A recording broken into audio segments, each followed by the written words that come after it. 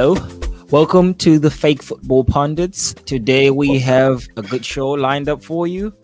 We had a couple of games that basically went the way we thought, and a couple that didn't. But without wasting time, let's get into it.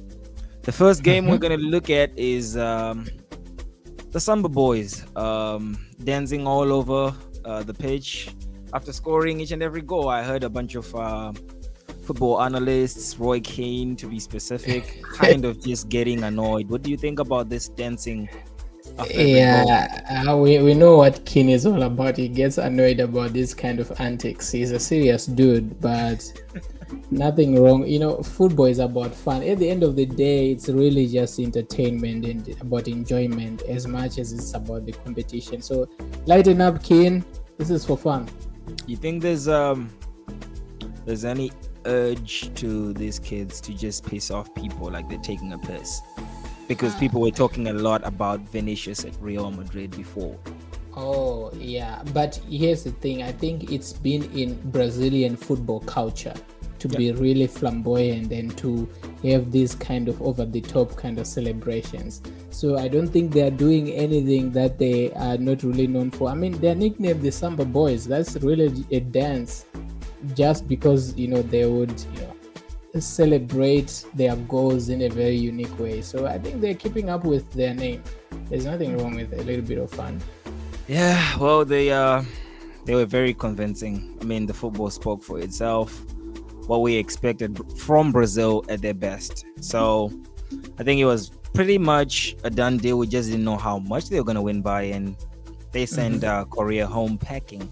Yeah. The other game from that side of bracket was the Croatia-Japan match, and I mean, as you can tell, penalties. I was actually asking you the other time, what do you think about penalties in this World Cup? It almost seems like teams just did not prepare for penalties. Nobody can take a penalty. Yeah, well, it's not really true. I mean, the Croatians took them pretty well, and today also we saw the Morocco. The Moroccans took penalties pretty well. I just think sometimes penalties are like flipping a coin, man. These are really like professional international footballers, so they know how to kick a football. But penalties are just a different kind of pressure. They are, sometimes one thing off and you miss. One bad thought and you miss. So I have a lot of sympathy for them. As a footballer myself, I really understand that. You should know it. Pressure mounts up. As a footballer yourself, where do you play, sir? Can't you see my name? Jamie Carragher there. Champions League winner. Over 300 caps with Liverpool. Are you kidding?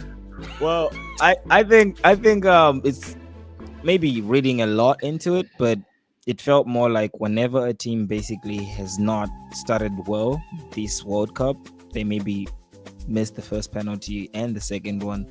It kind of keeps going that direction.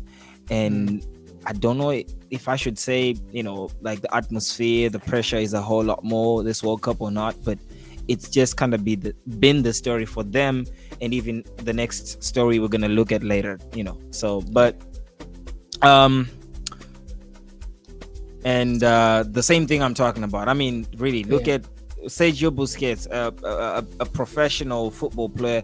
That's the best penalty. That guy, look at the grin on his face. He couldn't ask for any better penalty. And the other two before that were actually even easier for him to save. And I'm kind of wondering what's going on here. I mean, the one that hit the bar. Yeah, that was a good penalty. Yeah, except it was too wide.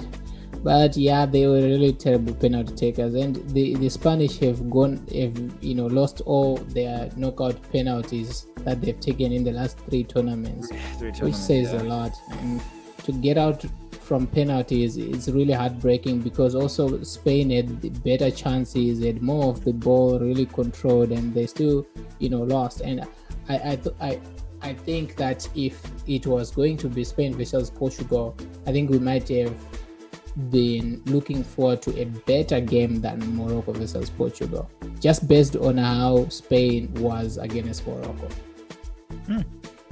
Well, it's tough to see, Spain go home. They Yeah. really didn't seem to be able to get that, that dynamism. Everybody's kind of coming for the ball. There's no people making runs. It, in behind the defense, it felt very easy for Morocco to defend because Yeah, it was they all in felt front of them. yeah, they felt very stuck. They just looked like they were clueless going No forward. ideas, And exactly. yeah, no ideas, and Just it's a crazy. problem. And also, you don't really have a striker who has a killer instinct. Like, you see, when they scored those 6 goals in their opening game, everyone thought they were going to run them over. But that's the thing that I was telling people about the World Cup: the fact that these are knockout games. You just have to just have a bad day, and that's it. You don't win anything. That's why even the best teams will not win the World Cup, because it's not just about being brilliant in general. That day, that moment, you have to be, on tip-top form. When it matters Yeah. the most, Yeah. and then the man that had the nerves of steel when it matters when it mattered the most. Yeah. I mean, how do you that was- attempt a Penenga at this stage of? It's just too Well, cheeky for my liking. I've seen many of these. Really, most players. Ramos did this once. Messi did this once. It's a few. Zidane did it in the World Yeah, Cup. 2006. Zidane, Hazard did it once in a very crucial moment. So, Benzema did it also in a Champions League game where it was a winning penalty. So, Because if I you think- miss, yeah, if you miss, like, you remember when Lookman missed in the Premier League? Yeah, he attempted the Penenga and then he missed. Yeah, you look like a buffoon. Seriously. Yeah. he ended up going to Atlanta for it. Yeah, definitely. People are not going to forgive you, but I mean, it paid off, and the boys are through. First time advancing for Morocco. I'm guessing they just advanced to the quarters, right? And First Arab country to advance to the quarterfinals of the World which is what I like also, because it kind of keeps the spirit of the World Cup a little more lively.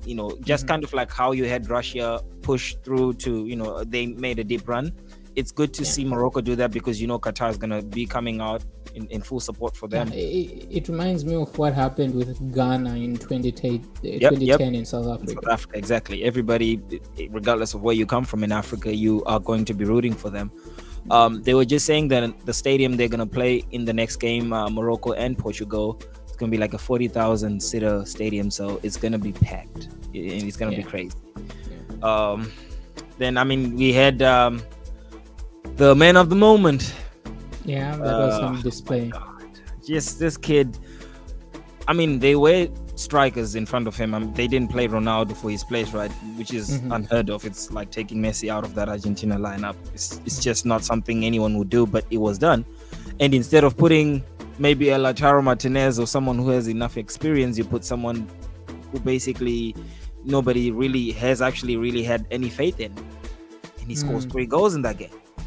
Yeah, I think this is one of those gambles that when it plays well, as a coach, people brand you a genius, and when it doesn't, they will call you a buffoon and a fool. But I'm glad it worked out. I'm glad this kid had his fun. This is a world stage. He had a time of his life announcing himself. I will start him again on the next game. Definitely, why not? Well, defensively also, they look very solid when he's up there, because he's going to be very willing to press, and he leads from the front. And it looked good. They look solid. To be honest, Portugal, for me, really look convincing. But again, it has to be said, they played Switzerland, who were not really good attacking. Yeah, it's refreshing also to see that the Portuguese team is firing gunmen up front. When Leao and him, and they are young, so they have them for the next 8-9 years, which is great for their team. To think, how funny these tournaments go. Portugal almost didn't make it to the World Cup. Yeah, almost didn't make it, and also they almost didn't make it on a very terrible call from a referee. Yeah.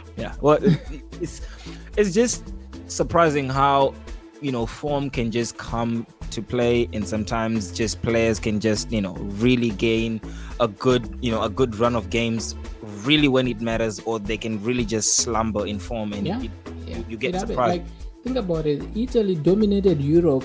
In the Euros, they dominated everyone, and they didn't even make it to the World Cup. Yeah. It's crazy. Um, Ronaldo basically walked off the pitch and didn't celebrate with his teammates, and I'm sure everybody's gonna make a meal out of that story. What is your perspective on that? What do you think? Oh, I didn't see that happening. I wasn't At full aware of time. that. At full time, yeah. Okay. Yeah, I hope it wasn't one of those antics of trying to create drama out of nothing, because also Ronaldo should know better. Even if there's a good reason for him to walk out of that stage, out of the game, the optics don't look good. The media will be all up into those stories, and they will create Two issues cameras on him, if not three. I was actually looking.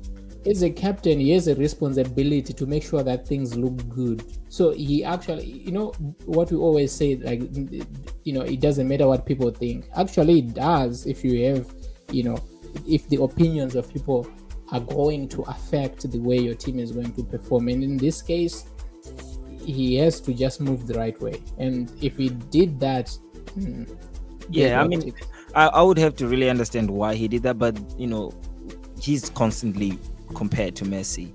Contrast that to Lionel Messi after a game singing with the Argentinian fans, behind the goal with the rest of the team. It's just something you kind of want to see, I guess, but maybe he has his reasons. Yeah, but even then, I mean, Messi for a long time was criticized when Argentina was failing to win anything. He would come off and retires from the national team, or just be sulky, and so emotions are there, right? But you also have to understand that these are just humans. Maybe he was disappointed that he didn't play, but the fact that the team won, he's always said of himself that he is a team player. So you should put that into consideration. Unless there was a real emergency that can really be explained, there's no good reason for this. And so as far as it stands, the bracket basically looks like this. We have Croatia and Brazil, and the Netherlands and Argentina on one side. So let's try to get predictions right there. I'm taking Argentina and Brazil. Argentina and Brazil. Okay, let's stop there. Yeah. The next side, England and France, as well as Morocco and Portugal. I'm taking Portugal and France. You don't think the boys are going to bring it home? I don't think England will do it. Mbappe is going to have a say. And you see, when you're talking about people who deliver, so far I think Mbappe has been the best player at this World Cup. Mbappe is going to cause so many problems for that England defense. It's going to be a riot, in my opinion. I would like to put Mbappe. I would like to also put Messi. Just because obviously there's really not a lot of other players, at least in the Argentinian team, that were pulling. Honestly, so far of the players that remain so far, if I was going to pick the one who has performed the best, like my top three, I would take Mbappe and Bruno. Bruno, okay. Neymar and Messi. Maybe that would be my top four. How many goals has Bruno scored or assisted? I think Bruno has assisted 3. He scored 2, I think, something like that. But still, he has been really key in that project. He works for the team too. Yeah, he works. Bruno is a dog. He will be everywhere. I can understand that. For Morocco, it could be a little weird because it's not like there's a bunch of big goal scorers. They just get the result as a team. Yeah, they haven't conceded a goal from the opposition team so far. Can you imagine? They haven't lost a game too. Yeah, man. For an African team, especially after having seen them in the Africa Cup, I mean, I didn't think much of them, but you know what? I am really impressed. I really am. Some people are actually starting to say they're prophesying them winning the World Cup. I don't know. I would love that. Okay. Well, yes, we would all love that. Do you think there's a chance that could happen? Let's say they meet Portugal, they beat Portugal, which is a big stretch. France. Bruh, if they actually beat Portugal, they can beat anyone. Then they can beat anybody. Which they can defend. Yeah. But it's just that when you are underdogs, it's hard for you to have your luck keep on running. When you are because you see, today they've been outplayed by Spain.